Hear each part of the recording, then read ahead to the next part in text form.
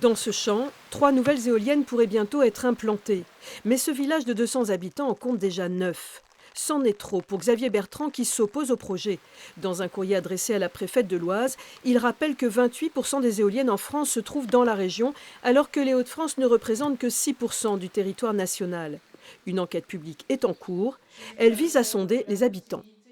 J'ai signalé toutes les nuisances sonores, visuelles, écologiques, les impacts écologiques, les impacts de tous ordres.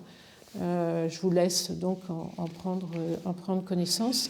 Des nuisances pointées du doigt par l'association Vent debout en Santerre. Elle épluche dans le détail tous les projets d'implantation. On a fait des lois il y a 15 ans en disant c'est 500 mètres des maisons, des éoliennes. Pas en dessous de 500 mètres. Mais à l'époque, elles faisaient 80 mètres de haut, les éoliennes. Entre 80 et 100 mètres. Avec des diamètres de pales qui faisaient 60 mètres. Aujourd'hui, c'est la hauteur de la tour de Montparnasse à Paris. Ici, on a des éoliennes qui dépassent 200 mètres de haut. Le maire, lui, est partagé. Comme ses administrés, il estime que le paysage est saturé, mais depuis qu'il est maire, il perçoit la manne financière qu'engendrent les éoliennes.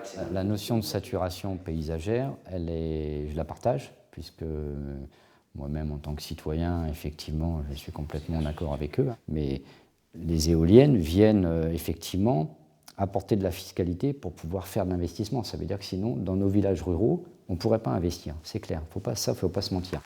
En acceptant ces 3 éoliennes supplémentaires, le maire espère échapper aux sollicitations incessantes des promoteurs.